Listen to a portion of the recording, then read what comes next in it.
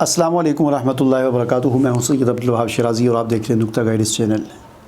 جادو نگری اور جنات کی دنیا ویڈیوز کا یہ سلسلہ ہمارا جاری ہے اور اس سلسلے کی ایک اور ویڈیو لے کر آپ کے سامنے حاضر ہوا ہوں. ناظرین، آج کی اس ویڈیو میں بات کروں گا اس حوالے سے کہ بہت سارے لوگ یہ کہتے ہیں کہ ہم ہر قسم کے وظائف کرتے ہیں، صبح شام کے اذکار کرتے ہیں، لیکن اس کے باوجود ہمارے مسائل اور پریشانیاں ختم نہیں ہوتی. ہم پر جو جادو کیا گیا ہے وہ جادو ختم نہیں ہوتا، ہم پر جو جنات کے اثرات ہیں وہ اثرات ختم نہیں ہوتے. تو اس حوالے سے 2-3 باتیں سمجھنا اور کلیئر کرنا نہایت ضروری ہے. پہلی بات تو یہ یاد رکھیں کہ آپ جن مسائل کا شکار ہیں، چاہے وہ آپ کے جسمانی مسائل ہوں، معاشی مسائل ہوں، گھریلو مسائل ہوں، کاروبار کے ہوں، یا کسی بھی قسم کے کوئی مسائل جن کا بھی آپ شکار ہیں، یہ ضروری نہیں ہے کہ یہ مسائل جادو کی وجہ سے ہیں یا جنات کے اثرات کی وجہ سے ہیں. یہ بات آپ کلیئر کر لیں، اس بات کو سمجھ لیں کہ اس دنیا میں مصائب، پریشانیاں، دکھ، درد، تکلیفیں جو انسان کو جن کا سامنا کرنا پڑتا ہے، یہ صرف جادو اور جنات کی وجہ سے نہیں ہوتی، بلکہ میں یوں کہوں گا کہ 95% نہیں ہوتی.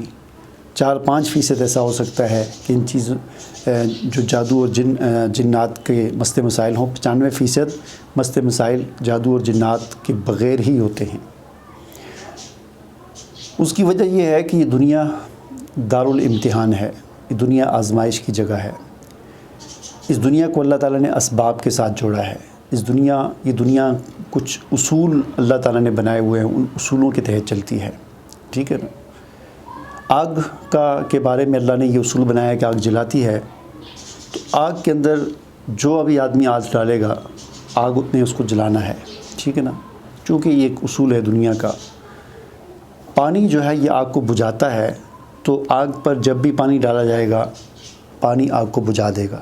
یہ تو ایک مثال میں نے آپ کو دے دی. اسی طرح آپ ہر چیز کو دیکھیں. اللہ تعالیٰ نے اس دنیا کو کچھ اصولوں کے تحت اور کچھ اسباب کے ساتھ جو ہے دارالاسباب بنایا ہے، سوائے اس کے کہ کبھی کبھی ان اصولوں سے ہٹ کر یا ان اسباب سے ہٹ کر کوئی خلاف، یعنی اس کے روٹین کے خلاف کوئی واقعہ بھی ہو جاتا ہے، لیکن وہ کبھی کبھی ہو جاتا ہے، عام طور پر ایسا نہیں ہوتا. تو دنیا دارالامتحان ہے. یہاں پر مصائب، پریشانیاں یہ انسانی زندگی کا حصہ ہے، اور خاص طور پر ایک مومن اور ایک مسلمان جو ہوتا ہے، اس کے لیے یہ ممکن نہیں ہے کہ اس دنیا میں کوئی ایسی زندگی گزار دے کہ اس کو کبھی کوئی تکلیف نہ ہو. ایسا نہیں ہو سکتا، کیونکہ حضور نبی کریم صلی اللہ علیہ وسلم نے فرمایا، الدنیا سجن المؤمن و جنت الکافر. دنیا مومن کے لیے قید خانہ ہے اور کافر کے لیے جنت ہے. تو قید خانے، جب ہم ایک مومن، ایک مسلمان قید خانے کے اندر ہے، تو یہ کیسے ہو سکتا ہے کہ قید خانے کے اندر وہ عیاشی کرے، قید خانے کے اندر وہ اپنی من چاہی زندگی گزارے؟ ایسا نہیں ہو سکتا. قید خانے کے اندر انسان مجبور ہوتا ہے، اس کو وہی کھانے کو ملتا ہے، وہی کھانا پڑتا ہے جس کو کھانے کو دیا جاتا ہے، اسے وہی پہننا پڑتا ہے جسے پہننے کو دیا جاتا ہے. اسے اس محدود کمرے کے اندر اس کی گرمی سردی، وہاں کی صفائی یا گندگی، وہاں کا جس قسم کا ماحول ہوتا ہے اس کو برداشت کرنا پڑتا ہے. ٹھیک ہے؟ تو یہ دنیا تو ایک مومن کے لیے، مسلمان کے لیے قید خانہ ہے اور کافر کے لیے جنت ہے. آخرت میں ہمارے لیے جنت ہوگی، مسلمان کے لیے، ایک مومن کے لیے جنت ہوگی، اور کافروں کے لیے وہ قید خانہ بن جائے گی آخرت. اب دیکھیں، جہاں تک تعلق ہے اس بات کا کہ آپ پر جو مسائل ہیں، آپ کے جو مسائل پریشانیاں ہیں، جس قسم کے بھی ہیں، آیا یہ جادو جنات کے ویسے ہیں یا ویسے ہیں؟ حضور نبی کریم صلی اللہ علیہ وسلم اور صحابہ کرام کی زندگیوں کو جب ہم دیکھتے ہیں، ان کا مطالعہ کرتے ہیں، سیرت رسول اور سیرت صحابہ کا جب ہم مطالعہ کرتے ہیں، پیدائش سے لے کر وفات تک پوری زندگی کا جب ہم مطالعہ کرتے ہیں، تو ہمیں ان کی زندگی کے اندر جو نشیب و فراز، خوشیاں اور غم، دکھ و درد، تکلیفیں، آسائشیں، یہ ساری چیزیں ہمیں نظر آتی ہیں. لیکن وہاں پر ہمیں یہ چیز نظر نہیں آتی جو آج ہم کرتے ہیں، کہ جو بھی تکلیف ہوئی ہم سمجھتے ہیں کسی نے جادو کر دیا، ہم سمجھتے ہیں کسی نے کوئی جنات کے اثرات ہیں. میرے بھائی یا میری بہن، ایسا نہیں ہوتا. ٹھیک ہے نا؟ ایسا بہت کم ہوتا ہے. ٹھیک ہے؟ بے شک اصل میں یہ تصور ہمارے ذہن میں ایک دفعہ جب کوئی ڈال دیتا ہے نا کوئی عمل کہ آپ پر جادو ہے، آپ پر اثرات ہیں، تو بس پھر اس تصور کو نکالنا بڑا مشکل ہو جاتا ہے۔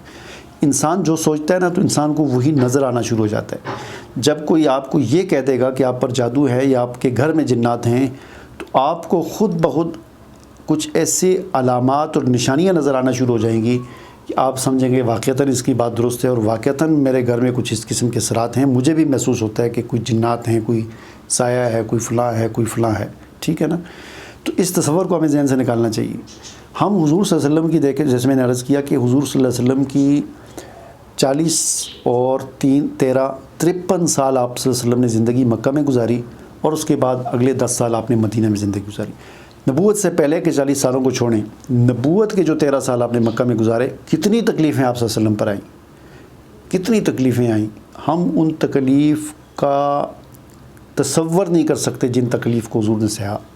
بیماریاں آئیں، تشدد ہوا، مشکلات آئیں، معاشی تنگی آئی، اور 3 سال تک جو آپ کا مقاطعہ کیا گیا، اور اس کے اندر ایسی حالت تک پہنچ گئے آپ کے اور آپ صلی اللہ علیہ وسلم اور آپ کے گھرانے والے، آپ کے خاندان والے، قبیلے والے، کہ جو ہڈیاں ہوتی ہیں نا، جیسے ہم ہڈی کھا کر پھینک دیتے ہیں اور پھر 2-4 دن کے بعد وہ ہڈی بالکل صاف ہو کر چمکتی ہے، مطلب ہڈی رہ جاتی ہے، اس پر کوئی ذرہ نہیں رہتا، تو اس طرح کی ہڈیوں کو پانی میں ابال کر اس پانی کو پیتے تھے، پتے ابال کر پیتے تھے۔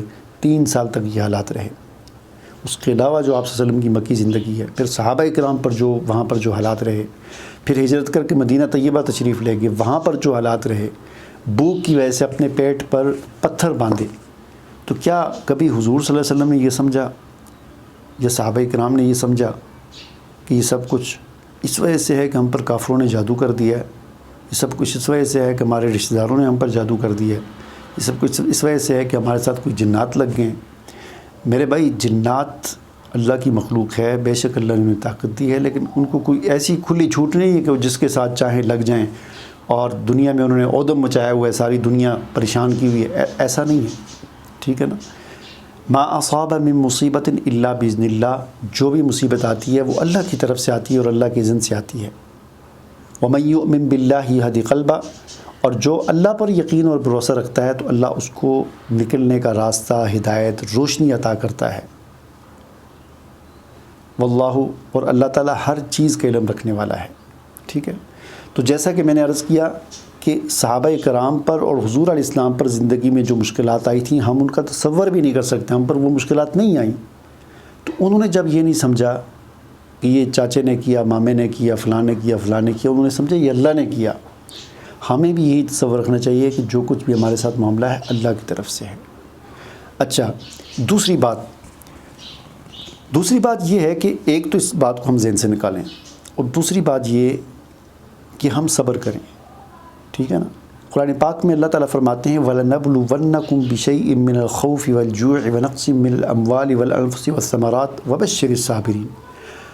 وَلَنَبْلُوَنَّكُمْ، عربی زبان جاننے والے، سمجھنے والے یہ بات جانتے ہوں گے کہ یہاں پر یعنی زور دے کر یہ بات کہی جا رہی ہے۔ اس لفظ کا معنی یہ ہے کہ ہم تمہیں ضرور بالضرور آزمائیں گے۔ ایک ہوتا ہے نا ہم تمہیں آزمائیں گے، اور ایک ہوتا ہے ہم ضرور آزمائیں گے، اور ایک ہوتا ہے ہم تمہیں ضرور بالضرور آزمائیں گے۔ یعنی بہت زور دے کر کہا جا رہا ہے وَلَنَبْلُوَنَّكُمْ، ہم تمہیں ضرور بالضرور آزمائیں گے اس دنیا کی زندگی میں۔ اب یہ آزمائش ہر انسان پر آنی، کس طرح آزمائیں گے؟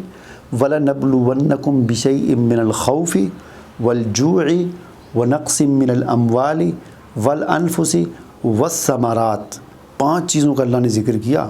ہم تمہیں خوف کے ذریعے آزمائیں گے، تم پر کوئی خوف مسلط کر دیں گے۔ وَلَنَبْلُوَنَّكُمْ بِشَيْءٍ مِّنَ الْخَوْفِ وَالْجُوعِ، بھوک، تمہارا کاروبار بند ہو جائے گا، آمدن گھٹ جائے گی، بھوک سے ہم تمہیں، قلت، اشیاء کی قلت۔ وَلَنَبْلُوَنَّكُمْ بِشَيْءٍ مِّنَ الْخَوْفِ وَالْجُوعِ وَنَقْصٍ مِّنَ الْأَمْوَالِ، مالی نقصان کے ذریعے ہم تمہیں آزمائیں گے۔ وَالثَّمَرَاتِ وَنَقْصٍ مِّنَ الْأَمْوَالِ وَالْأَنفُسِ، جانی نقصان کے ذریعے ہم تمہیں آزمائیں گے، تمہارا جانی نقصان ہوگا، تمہاری اولاد کا جانی نقصان ہوگا۔ اور ہمیں وَبَشِّرِ الصَّابِرِينَ فرمایا صبر کرنے والوں کے لیے خوشخبری ہے۔ تو صبر اتنا بڑا علاج ہے کہ اس سے بڑھ کر کوئی علاج نہیں ہے، لہٰذا ہم صبر کرنا سیکھیں، ناشکری اور ناصبری سے اپنے آپ کو بچائیں۔ اس بات کو ذہن سے نکالیں. دیکھیں حضور صلی اللہ علیہ وسلم نے غزوہ احزاب کے موقع پر ایک صحابی آئے اور انہوں نے شکوہ کیا, یا رسول اللہ اتنے دنوں سے میں نے کھانا نہیں کھایا, اور اپنا یہ قمیص اوپر کی اور دکھایا کہ یا رسول اللہ دیکھیں میں نے بھوک کی وجہ سے پیٹ پر پتھر باندھا ہے. پیٹ پر پتھر اس لیے باندھتے تھے, جب بھوک لگتی ہے نا انسان کو پیٹ اندر کی طرف چلا جاتا ہے, تو پھر جتنی بھوک زیادہ ہوتی جاتی ہے آدمی کا ایسے کمر جھک جاتی ہے, تو وہ پھر پیٹ پر پتھر اس طرح رکھ کے نا تو اوپر ٹائٹ کر کے باندھ دیتے تھے تاکہ پیٹ پر دباؤ پڑے اور کچھ کمر سیدھی ہو جائے. پتھر اس لیے باندھا جاتا تھا. تو صحابی نے دکھایا یا رسول اللہ یہ دیکھیں میں نے اتنا بھوکا ہوں, اتنے دنوں سے کھانا نہیں کھایا, میرے پیٹ پر پتھر باندھا ہوا ہے. تو حضور صلی اللہ علیہ وسلم نے اپنی قمیص مبارک اوپر کی اور دکھایا کہ میں نے 2 پتھر باندھے ہوئے ہیں. تو کیا اللہ کے رسول صلی اللہ علیہ وسلم پر یہ آزمائشیں آئیں, آپ کے ساتھیوں پر یہ آزمائشیں آئیں, تو ہم بھی انہی کا کلمہ پڑھنے والے ہیں, ہم بھی انہی کا کلمہ پڑھنے والے, انہی کے ماننے والے, انہی کے امتی ہیں. ہم پر تو وہ آزمائشیں نہیں آئی, ہم تو بہت کمزور تھے, اس لیے اللہ تعالیٰ ہم پر چھوٹی چھوٹی آزمائشیں بھیجتے ہیں. کیا ہم میں سے کسی پر وہ حالات آئے کہ اس نے پیٹ پر پتھر باندھے ہوں؟ کیا ہم میں سے کسی پر وہ حالات آئے کہ گردنیں کٹی ہوں, زخم لگے ہوں, تیر آر پار ہوئے ہیں اور کھینچ کے نکالے ہوں؟ ہم پر تو وہ حالات نہیں آئے. اللہ کا اس پر ہمیں اس پر اللہ کا شکر ادا کرنا چاہیے, اور بھروسہ اور یقین اللہ کی ذات پر رکھنا چاہیے اور صبر کرنا چاہیے. حضرت ایوب علیہ السلام اللہ کے بڑے برگزیدہ پیغمبر گزرے ہیں. دیکھیں نبیوں کے گناہ نہیں ہوتے, نبی معصوم ہوتے ہیں, لیکن آزمائش جو ہے یہ آتی ہے, نبیوں پر بھی آتی ہے اور باقی مسلمانوں پر بھی آتی ہے, امتیوں پر بھی آتی ہے. حضرت ایوب علیہ السلام بڑے مالدار تھے, اپنے علاقے کے یوں سمجھ لیں جس طرح مالی لحاظ سے جس طرح وڈیرے ہوتے ہیں نا, اس طرح کے وہ تھے. مال مویشی تھے بڑے ان کے پاس, اور زمینیں تھیں, باغات تھے, بڑا نوکر چاکر تھے, بڑا سسٹم تھا ان کا. جب اللہ کی طرف سے آزمائش آئی تو ان کے 6-7 بچے تھے. اللہ پہلے جو ہے نا وہ سارے بیٹے بچے ایک گھر میں بیٹھے ہوئے تھے, مکان کی چھت گری اور سارے بچے مر گئے, فوت ہو گئے. ٹھیک ہے. پھر اس کے بعد کوئی بیماری آئی اور سارے جانور مر گئے. پھر کوئی آندھی طوفان آیا اور باغ سارا تباہ ہو گیا. پھر اس طرح کرتے کرتے زمینیں گئیں, باغات گئے, فصلیں گئیں, اولاد گئی, اور آخر میں خود وہ بیمار ہو گئے. اور بیماری جب انسان کے جیب خالی ہوتی ہے, کچھ نہیں ہوتا, تو رشتہ دار بھی ساتھ چھوڑ دیتے, انہوں نے بھی ساتھ چھوڑ دیا, سوائے بیوی کے ان کی, وہ ان کے ساتھ جڑی رہی اور ان کی خدمت کرتی رہی آخر وقت تک, باقی سب نے چھوڑ دیا.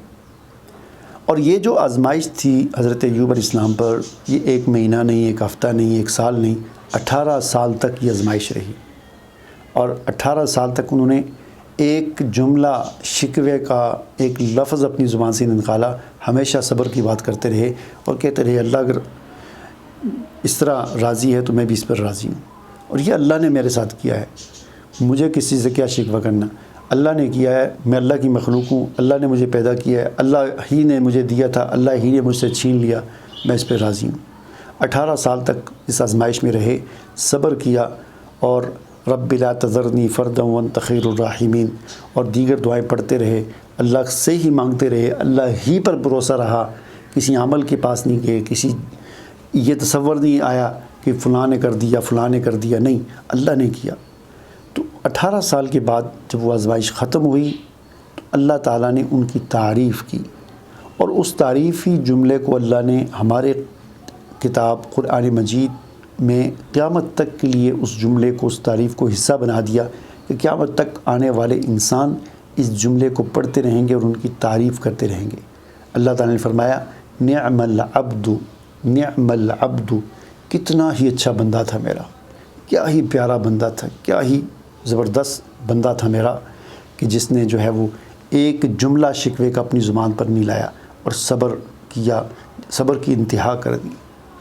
تو عرض کرنے کا مقصد یہ ہے کہ اگر ہم سارے وظائف بھی کر رہے ہیں اور سب کچھ کر رہے ہیں تو پھر بھی ہمارے مسائل نہیں حل ہو رہے, تو یہ اللہ کی طرف سے آزمائش ہے, اس پر ہمیں صبر کرنا چاہیے. اور آخری اور تیسری بات یہ یاد رکھیں, اگر کوئی آدمی کتنے ہی کیوں نہ وظائف کرے, اگر وہ دیکھیں وظائف کرنا مسنون عمل ہے یا وظائف کرنا مستحب عمل ہے, لیکن اگر آپ فرائض نہیں پورے کر رہے, نماز فرض ہے, زکوٰۃ فرض ہے, حج فرض ہے, روزہ فرض ہے, آپ ان فرائض کو ہی نہیں ادا کر رہے, ہاں جی, اسی طرح آپ جو ہے وہ حرام سے اپنے آپ کو نہیں بچاتے، اپنے آپ کو سود سے نہیں بچاتے، اپنے آپ کو فحاشی اور ریانی سے نہیں بچاتے، یعنی جتنی بھی حرام چیزیں ہیں، اللہ کی منع کی ہوئی چیزیں ہیں، ان سے اپنے آپ کو نہیں بچاتے اور اللہ کے حکموں کے مطابق زندگی نہیں گزارتے، تو محض مستحب وظیفے کرنے سے پھر آپ کے مسائل نہیں حل ہو سکتے. ٹھیک ہے، اپنے آپ کو حرام سے بچائیں، اللہ اور اس کے رسول کی نافرمانی سے بچائیں، اور اللہ اور اس کے رسول کے حکموں کو پورا کریں اور اپنی زندگی گزاریں. یہ چند دن کی زندگی ہے، 50 سال، 60 سال، 70، 80، 100 سال زیادہ سے زیادہ، ہاں کتنی اتنی زندگی ہوتی ہے، یہ گزر جائے گی. اس کے بعد پھر ہمیشہ کی وہ زندگی آنے والی ہے جو کبھی نہ ختم ہوگی، وہاں کی نعمتیں کبھی نہ ختم ہوگی. تو اس زندگی کو جس کا ایک بڑا حصہ گزر چکا ہے ہر ایک کا، وہ اس زندگی کو اللہ اور اس کے رسول کے فرمان کے بتائے ہوئے طریقوں کے مطابق گزارے، اور ان چکروں میں نہ پڑیں کہ کسی نے جادو کر دیا اور کسی نے یہ کر دیا. کوئی کچھ نہیں کر سکتا، سب کچھ اللہ کی طرف سے ہوتا ہے اور اللہ ہی نے اسے دور کرنا ہے. مجھے اجازت دیجیے، اللہ حافظ.